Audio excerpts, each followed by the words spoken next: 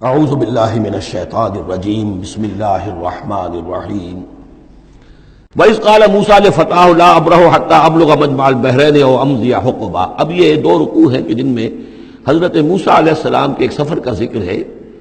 روایات میں جو بات معلوم ہوتی ہے اور وہ اس قرآن مجید کے بیان کے ساتھ وہ چیز مطابقت رکھتی ہے، اس لیے بیان کر رہا ہوں کہ حضرت موسیٰ کو اللہ تعالیٰ نے حکم دیا کہ فلاں جگہ پر جاؤ اور وہاں تمہیں ہمارا ایک بندہ ملے گا، اور وہ بندہ جو ہے بہت صاحب علم ہے، کچھ عرصہ اس کے پاس رہو۔ ہو سکتا ہے کہ یہ حضرت موسیٰ علیہ السلام کا بھی ابتدائی دور ہو نبوت کا، اور جیسے کہ اللہ تعالیٰ نے ہمیں معلوم ہے روایات سے 3 برس تک جو حضور صلی اللہ علیہ وسلم کی تعلیم کا بندوبست کیا ہے، ایک فرشتہ جو ہے مستقل جو ہے آپ کے ساتھ رہا ہے، اسی طریقے سے شاید اللہ تعالیٰ نے کسی یا تو فرشتے کو، جسے ہم خضر کہہ دیتے ہیں، یہ بھی کوئی یقین کے ساتھ معلوم نہیں کہ وہ خضر علیہ السلام، قرآن میں ان کا نام نہیں ہے، یہ بھی رائے ہے کہ وہ فرشتے ہیں، یہ بھی رائے ہے کہ وہ انسانوں میں سے کوئی انسان ہے جن کو اللہ تعالیٰ نے بہت لمبی عمر دے دی ہے، جیسے جن کو دے رکھی ہے ایک ابلیس کو، تو انسانوں میں سے ایک اچھے اپنے نیک اور اپنے پسندیدہ اور برگزیدہ انسان کو بھی اس نے بہت بڑی عمر دے رکھی ہے، وہ حضرت خضر ہے۔ واللہ عالم، اس کے بارے میں کوئی تفصیل ہم نہیں جان سکتے،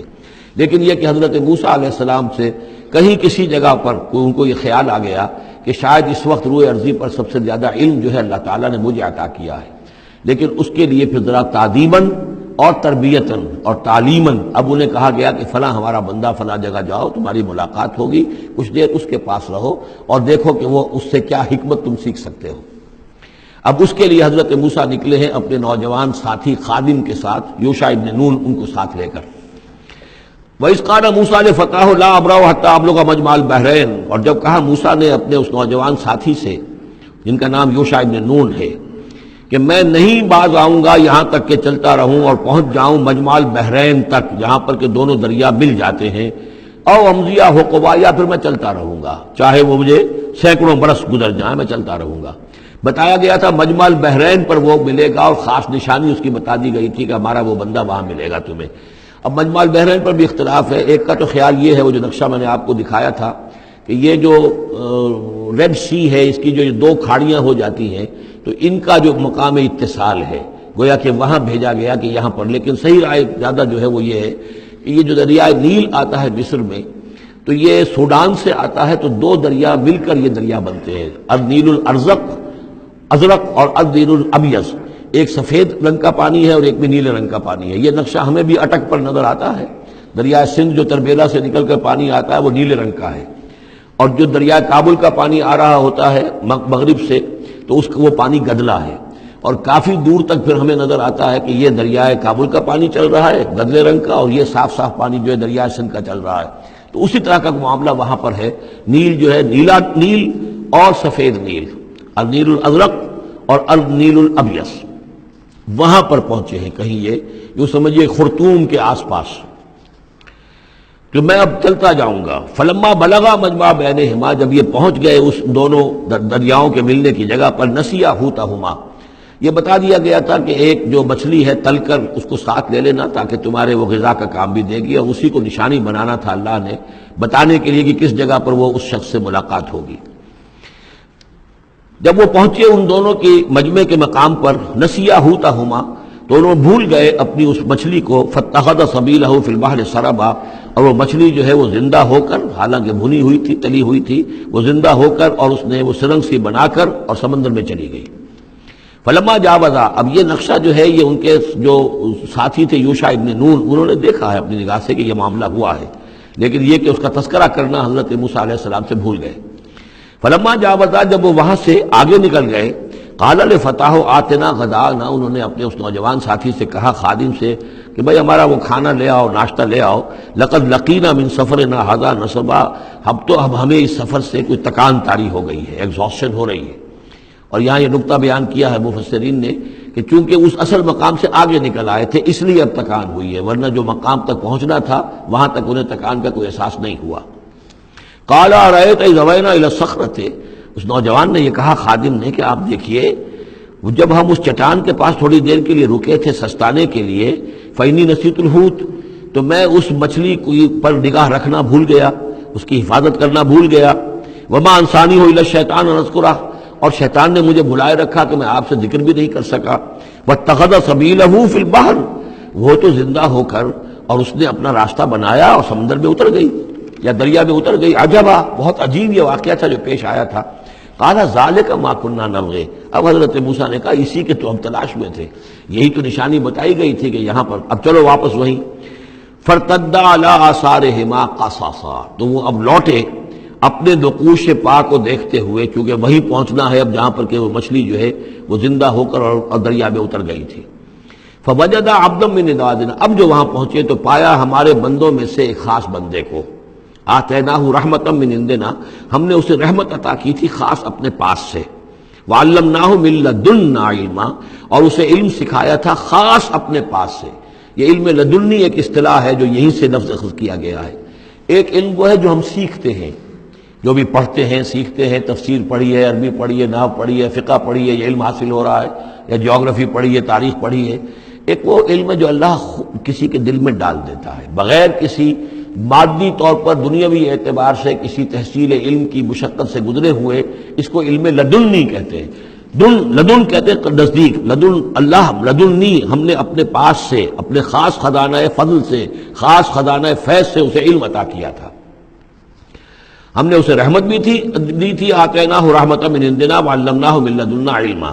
قال له موسیٰ، ان سے کہا موسیٰ نے، هل اتبعک، اگر آپ اجازت دیں تو میں کچھ عرصہ آپ کے ساتھ رہوں، علی ان تعلمنی مما علمت رشدا، لیکن اس لیے اس شرط کے ساتھ کہ آپ مجھے بھی سکھائیں کچھ جو آپ کو علم دیا گیا ہے اور جو بڑی سعادت مجھے اللہ نے بتایا ہے کہ آپ کو اللہ نے بڑا عقل، بڑی سمجھ بوجھ اور بڑی حکمت عطا کی ہے. قال انک لن تستطیع معی صبرا، انہوں نے کہا کہ دیکھو تم میرے ساتھ رہ کر صبر نہیں کر سکو گے. وَكَيْفَ تَصْبِرُ عَلَىٰ مَا لَمْ تُحِطْ بِهِ خُبْرًا، اور کیسے صبر کرو گے اس چیز پر کہ جس کا کہ علم تمہارے پاس نہیں ہے، جس کا تم نے احاطہ نہیں کیا ہے. تمہیں تو بات بڑی غلط لگے گی، عجیب سی لگے گی. قَالَ سَتَجِدُنِي إِن شَاءَ اللَّهُ صَابِرًا، حضرت موسیٰ نے کہا کہ نہیں، انشاءاللہ آپ مجھے صابر پائیں گے، میں صبر کروں گا. وَلَا عَصِي لَكَ أَمْرًا، اور میں آپ کی کسی حکم کی خلاف ورزی نہیں کروں گا. اب دیکھیے یہاں انشاءاللہ صبر کے ساتھ تو آ گیا، ولا عاصی لک امرا، آپ کے حکم کی خلاف ورزی نہیں کروں گا. یہاں انشاءاللہ نہیں آیا ہے اور اسی میں خلاف ورزی ہو گئی. یعنی یہ کہ انہوں نے جو حکم دیا تھا پھر اس کی وہ پابندی نہیں کر پائے. ولا تقولن لشیء انی فاعل ذلک غدا، اس کے ساتھ اس کو جوڑ لیجئے جو ہم پڑھا ہے اسی صورت میں. حضور سے کہا گیا تھا کبھی نہ یہ کہیے گا. یہاں بھی کہتے ہیں انشاءاللہ میں کوشش کروں گا، انشاءاللہ اللہ تعالیٰ کے فضل و کرم سے میں آپ کے حکم کی خلاف ورزی نہیں کروں گا. قال فإن اتبعتنی، اب یہ حکم ہے ان کا. انہوں نے کہا کہ اگر تم میرے ساتھ چلنا چاہتے ہو، رہنا چاہتے ہو، فلا تسألنی عن شیء، تو کسی چیز کے بارے میں مجھ سے خود مت پوچھنا. حتی احدث لک منہ ذکرا، یہاں تک کہ میں خود اس کے بارے میں کوئی تذکرہ کروں. بس دیکھتے جاؤ جو بھی میرے ساتھ ہو رہا ہے، دیکھتے رہو، آبزرو کرو، چپ رہو، خاموش رہو. میں جب مناسب سمجھوں گا جو اصل حکمت ہے ان چیزوں کی کہ جو تمہارے مشاہدے میں آئیں گی وہ میں تمہیں بتا دوں گا، لیکن تم مجھ سے سوال نہیں کرو گے. فانطلقا، اب وہ دونوں چلے، گویا کہ حضرت موسیٰ نے وہ بات مان لی. حتی اذا رکبا فی السفینۃ، یہاں تک کہ جب وہ دونوں سوار ہوئے کشتی میں. خرقہا، اب ان صاحب نے، یہ جو صاحب موسیٰ انہیں کہیں یا حضرت خضر کہیں، انہوں نے کشتی کا ایک تختہ اکھاڑ دیا. قال خرقتہا لتغرق اہلہا، اب حضرت موسیٰ علیہ السلام کہاں خاموش رہنے والے تھے. اتنا غلط کام کر رہے ہو تم، ساری کشتی کو ڈبونا چاہتے ہو. کیا تم نے توڑ ڈالا ہے، پھاڑ دیا ہے اس کشتی کو تاکہ غرق کر دو اس کے اندر جو سوار ہیں ان سب کو. لقد جئت شیئا امرا، یہ تو آپ نے ایک بہت غلط کام کیا، بہت بھاری ایک جرم ہے جو آپ سے سرزد ہوا ہے. قال الم اقل انک لن تستطیع معی صبرا، انہوں نے کہا کیا میں نے نہیں کہا تھا کہ تم میرے ساتھ صبر نہیں کر سکو گے. تو اصل بات سمجھ لیجئے وہ کیا ہے کہ دنیا میں جو ظاہر میں کوئی عمل ہو رہا ہوتا ہے ہم اس کو دیکھتے ہیں، اس کے پیچھے اللہ کی کیا مشیت کام کر رہی ہے وہ ہمیں نظر نہیں آتی. بظاہر کوئی شے ہمارے لیے بری ہے، اس کے پیچھے کوئی خیر آ رہا ہے، ہم اس بری چیز کو برا سمجھ کر اور وہ ہم جو ہے نالا و شیون کا معاملہ اختیار کر دیتے ہیں. عسیٰ ان تکرہوا شیئا وہو خیر لکم وعسیٰ ان تحبوا شیئا وہو شر لکم واللہ یعلم وانتم لا تعلمون. یہ ہے اصل میں وہ بات کہ جو سورہ بقرہ میں ہم نے پڑھی تھی. ہو سکتا ہے تم کسی چیز کو برا سمجھو جبکہ حقیقت میں وہ تمہارے لیے بہتر ہو، اور ہو سکتا ہے کہ تم کسی چیز کو اچھا سمجھو، حقیقت میں تمہارے لیے وہ مضر ہو. اللہ جانتا تم نہیں جانتے. تو تفویض الامر ہونا چاہیے اللہ کی طرف، اے اللہ جو تجھے میرے لیے پسند ہے. لیکن یہ جو بھی فرشتے کر رہے ہوتے ہیں، اور ظاہر بات ہے یہ بھی ہو سکتا ہے فرشتے ہوں یا اولیاء اللہ میں سے کسی کی روح ہے، تو جیسا کہ شاہ ولی اللہ کا قول میں نے آپ کو سنایا ہے کہ وہ بھی ملائکہ کے طبقہ اسفل میں شامل ہو جاتے ہیں اور وہی اللہ تعالیٰ کے احکام کی جو ہے تنفیذ کرتے ہیں۔ تو یہ شرعی احکام نہیں ہے، یہ تکوینی احکام ہے۔ کسی کا بچہ جو ہے چھت کے اوپر سے گرا مر گیا، اب وہ تو چیخ رہا ہے، ماں بھی چیخ رہی ہے، بہن بھائی بھی چیخ رہے ہیں، اب کیا پتا کہ یہ بچہ جو ہے اگر بڑا ہو جاتا تو یہ ماں باپ کے لیے سہان روح ہوتا۔ اللہ نے ان کے لیے خیر کیا ہے کہ اس بچے کو اس وقت لے لیا ہے، لیکن انہیں تو پتا نہیں کہ آئندہ کیا ہونا تھا۔ تو ہم ظاہر کو دیکھ کر جو ہے گھبرا جاتے ہیں اور اس کو اپنے لیے برا سمجھ بیٹھتے ہیں، جبکہ اللہ تعالیٰ کی بیدک الخیر، اللہ کے ہاتھ میں خیر ہی خیر ہے، لیکن ہماری شارٹ سائٹڈنس ہے کہ جس کی وجہ سے ہم چیزوں کو کسی اور رنگ میں لے رہے ہیں۔ اس کے لیے یہ تین واقعات ہیں کہ جو انہوں نے دکھائے گئے۔